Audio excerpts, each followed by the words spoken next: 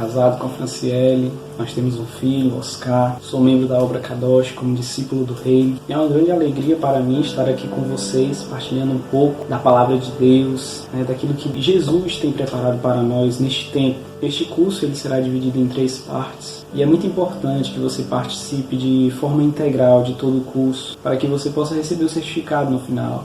Estou brincando, mas para que você possa compreender melhor essa característica de Deus, que é a generosidade. Então convido você a viver conosco este momento de forma integral. Hoje o primeiro momento e nos dias seguintes as outras partes. Então vamos lá, rezar um pouco, pedindo que o Senhor venha sobre nossas vidas e coloque em nosso coração o seu discernimento, o seu direcionamento, para que possamos conduzir conforme sua vontade.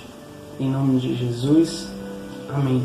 Primeiro, Deus não muda, e a sua generosidade é uma característica dele, é uma característica própria, assim como o amor dele é incondicional, a generosidade dele acontece mesmo eu merecendo ou não, mesmo eu pedindo algo a ele ou não, mas ele sempre, o trato de Deus para conosco é um trato generoso e justo, e isso você precisa guardar no seu coração. É inegociável.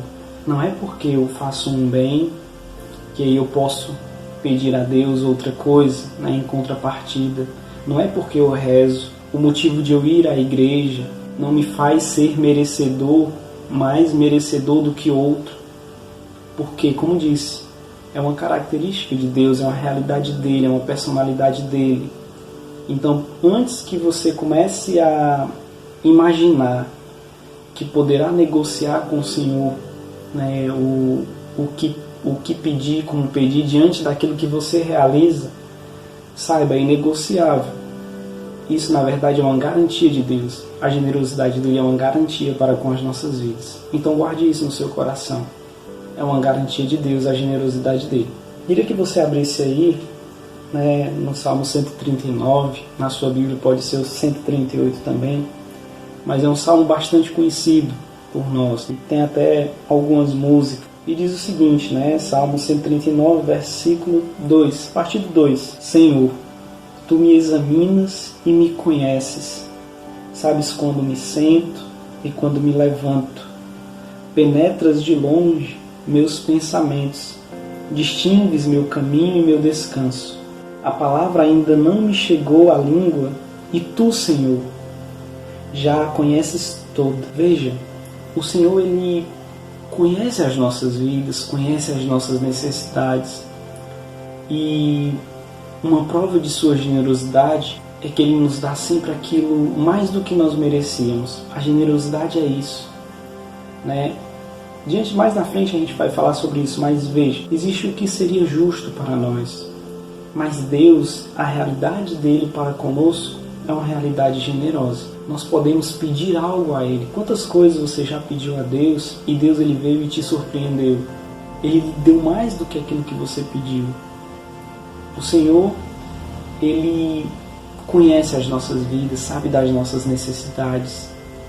Então, antes mesmo que nós o peçamos, Ele já conhece e já está tratando de cuidar das nossas vidas por inteiro. Lembro da história de Salomão.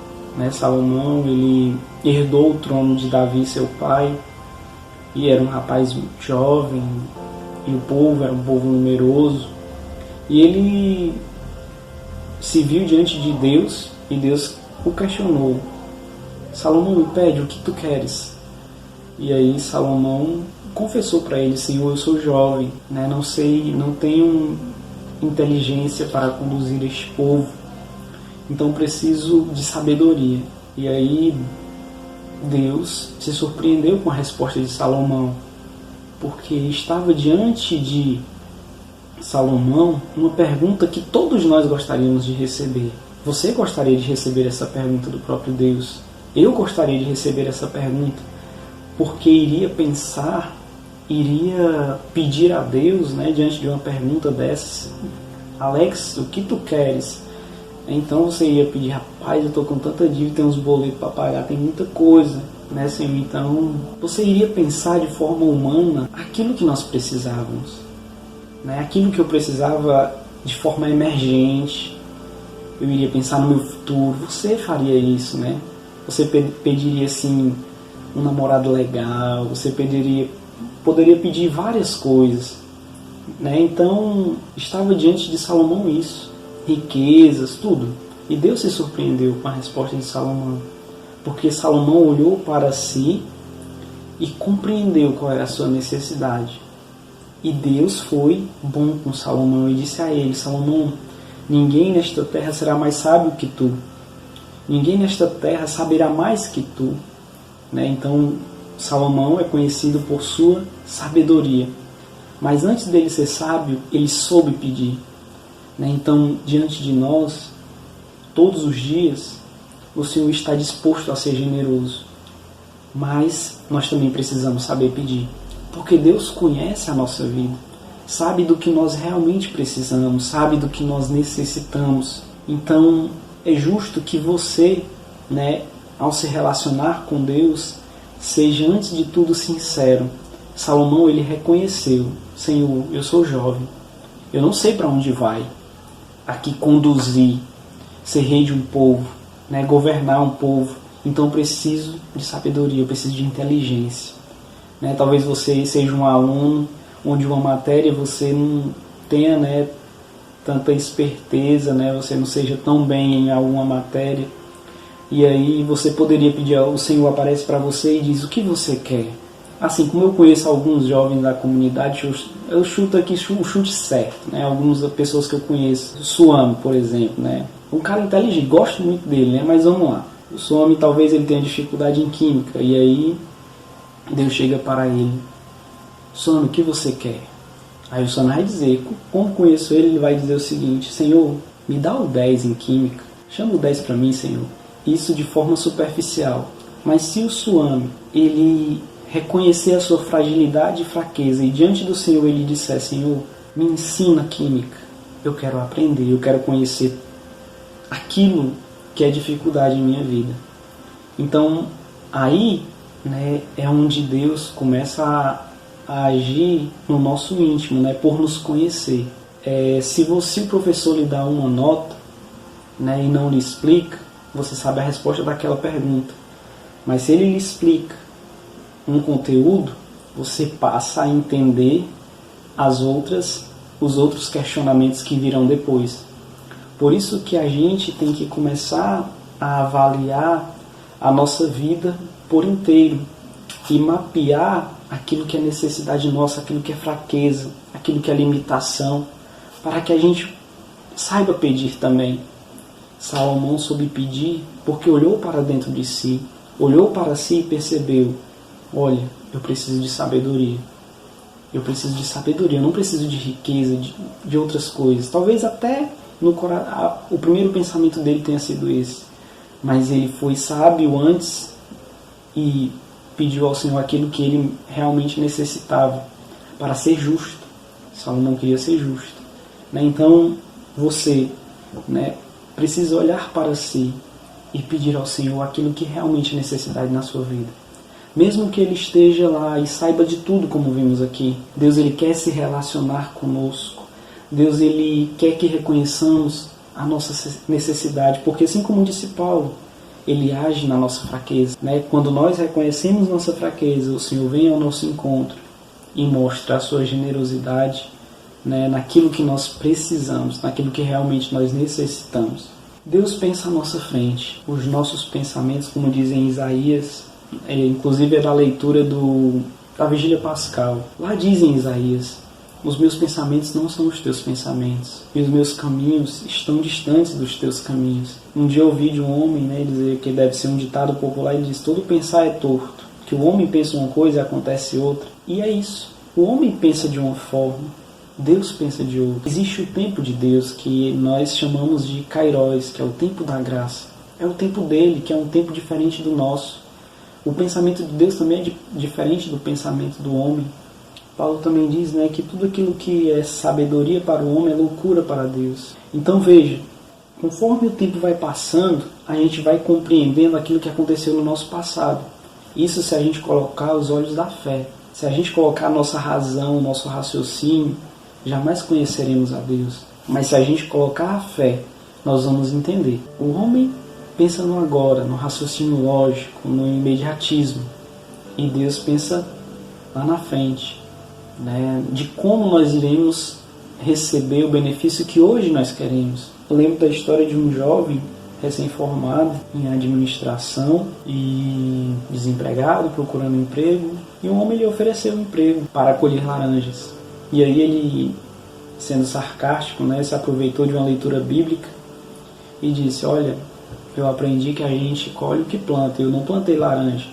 E dispensou, né, aquele trabalho. Ele tinha totais condições e competências de ir adiante, né, de subir de cargo tempo a tempo, tudo a seu tempo.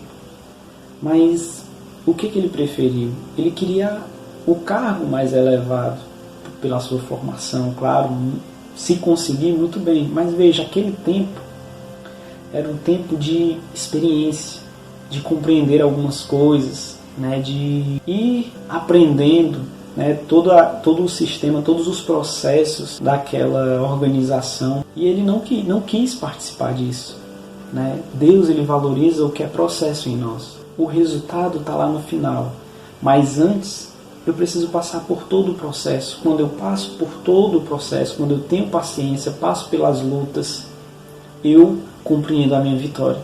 Eu sei que eu não venci por acaso. Ninguém é campeão da noite para o dia. Há um esforço anterior a isto, há um sacrifício, há lutas. E é o mesmo exemplo que nós vemos em várias pessoas. As pessoas, quando olham para a vida da gente, veem o que nós somos hoje. Por exemplo, se você estiver muito mal, você é um desgraçado, ou eu não sei, mas as pessoas lhe taxam ali pelo seu momento. Mas Deus olha para nós com o potencial que temos. E Ele sabe que toda barreira que se levanta diante de nós, nós podemos enfrentar.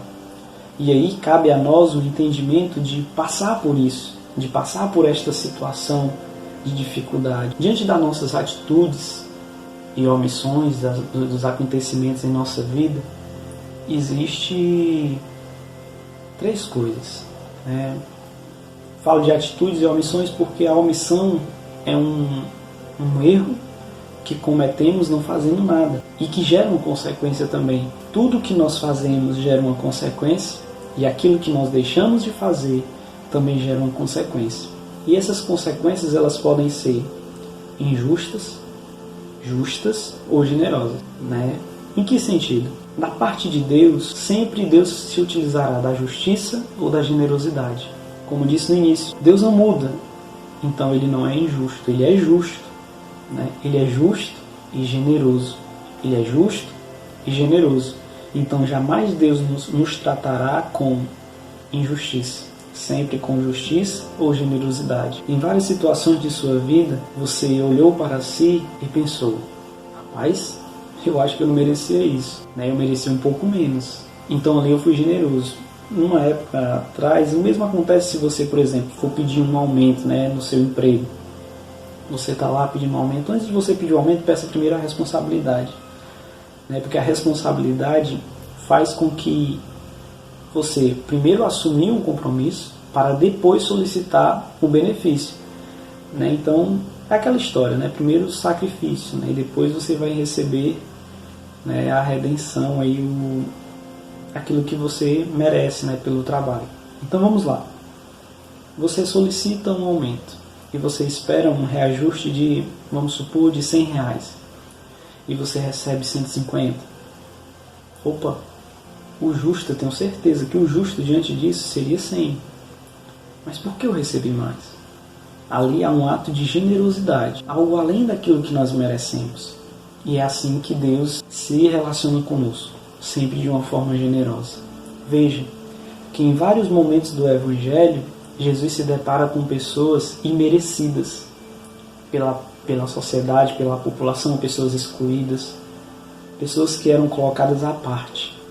Então, visivelmente, que não mereciam.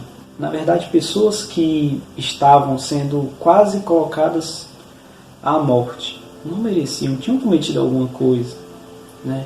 E aí Deus reage de forma justa e generosa no perdão, justa e generosa, em outros casos, no ensino, na acolhida, né? Mas isso a gente vai tratar um pouco mais na frente. O que é importante que você guarde é que o trato de Deus para conosco é sempre justo ou generoso. Na maioria das vezes generoso. Porque Deus, na sua relação conosco, Ele sempre quer nos dar abundância. Lá no Evangelho diz, né, que Jesus veio para que nós tenhamos vida, para termos em plenitude, em abundância. Né? Uma característica de Deus é isso. Em todos os pontos onde Deus ele concede uma graça, Ele sempre vai conceder em abundância. Ele chegou para Abraão e disse: Abraão, faz isso, e a tua descendência será incontável como os grãos da areia do mar, da praia, e serão incontáveis como as estrelas do céu. Veja, é incontável. Você não pode contar os benefícios que Deus realiza em sua vida. Sempre você terá que agradecer ao Senhor por tudo aquilo que Ele realiza, porque o que você merecia era menos. E Deus lhe concede mais. E como disse no início, isto é inegociável. É inegociável. Não negocie com o Senhor aquilo que Ele tem para ti, mesmo que você não peça. Ele até diz em sua palavra: buscai o seu reino e sua justiça. As outras coisas eu lhe darei como acréscimo, mesmo que você não peça. E lhe dará como acréscimo é porque assim, existe no futebol, existe o tempo regulamentar, 90 minutos. E existe os acréscimos. Então o tempo regulamentar é o que? 90. O acréscimo é o algo a mais, né? Então o que Deus nos dá é além do que é regular, é o extraordinário. É o que Deus concede para as nossas vidas. Mas que o seu relacionamento com Deus, ele não seja baseado naquilo que você pode ganhar com Ele ou dele, mas num caminho de processo que Ele vai te beneficiar com a sabedoria que vem dele, para compreender os sinais dos tempos, né? Que o seu relacionamento com Deus seja por amor.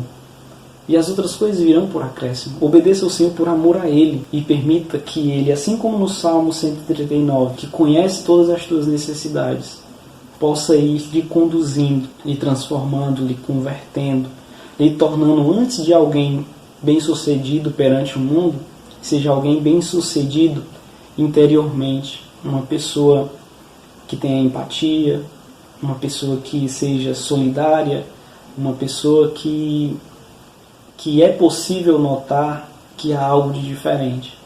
Peça primeiro ao Senhor a conversão de sua vida, que Deus seja generoso na conversão de sua vida, no seu processo, né, no seu caminho. Vá pedindo primeiro ao Senhor os bens que são intocáveis e que estão invisíveis. Que Deus vai lhe conceder o que é visível, o que é santo, né, o que é agradável. Vá pedindo primeiro essas coisas ao Senhor. E deixe que dos outros Ele trata, Ele cuida, Ele lhe acrescenta, né?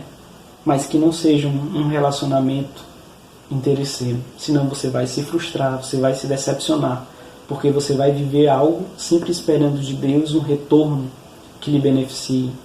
E isso está longe de ser amor. O verdadeiro amor, ele é desinteresseiro, ele é puro, ele é sincero, ele é verdadeiro. Então, buscar primeiro estas coisas, assim como Salomão fez. Olhe para a necessidade do seu coração e permita que Deus realize o que está no seu exterior. Tá certo? Então, espero por você. Convide mais um para a gente ir desbravando este caminho do caráter de Deus na sua generosidade. Que Deus abençoe e até mais.